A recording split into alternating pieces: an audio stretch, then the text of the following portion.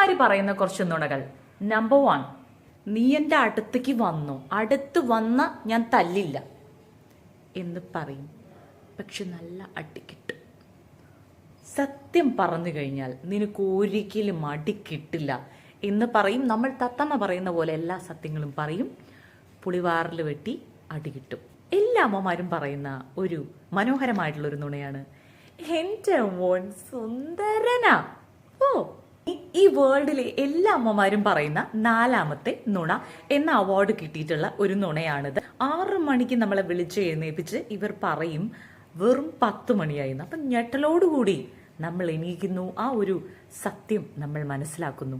5ാമത്തെ നുണയിലേക്ക് കടക്കുകയാണെങ്കിൽ, നമ്മൾ എത്ര ഫുഡ് കഴിച്ചാലും, അമ്മയുണ്ടാക്കുന്ന പലതരം വ്യത്യസ്ത ഫുഡുകൾ കഴിച്ചു കഴിഞ്ഞാലും, നമ്മൾ ഏതെങ്കിലും ഒരു ദിവസം പുറത്തുനിന്ന് ഓർഡർ ചെയ്താൽ ഇവർ പറയും എൻ്റെ ഒരു ഫുഡും നീ കഴിക്കുന്നില്ല, ഞാൻ ഉണ്ടാക്കുന്നത് എല്ലാം വേസ്റ്റാണ്, ഇനി ഞാൻ ഉണ്ടാക്കാനേ പോകുന്നില്ല. 200 കിലോ കഴിഞ്ഞ് നടക്കാൻ പറ്റാത്ത അവസ്ഥയിലാണ് നമ്മുടെ ജീവിതമെങ്കിലും ഇവർ പറയും നീ ഭയങ്കരമായിട്ട് മെലിഞ്ഞു. മുടി വെട്ടി പച്ച വെട്ടി ഒരു പോത്ത് പോലെ വന്നു കഴിഞ്ഞാലും അമ്മമാര് പറയും ഇപ്പോഴാണ് നിനക്കൊരു കോലം വന്നത്. പെൺകുട്ടികൾ മുടി വെട്ടിയാൽ പറയും കോലം മുഴുവനും പോയി. 8ാമത്തെ ഔദ്യോഗിക നുണയായിട്ട് അംഗീകരിച്ചിട്ടുള്ള ഒരു നുണയാണ്, എൻ്റെ മോന് പഠിക്കാൻ നല്ല കഴിവുണ്ട് പക്ഷെ പഠിക്കില്ല.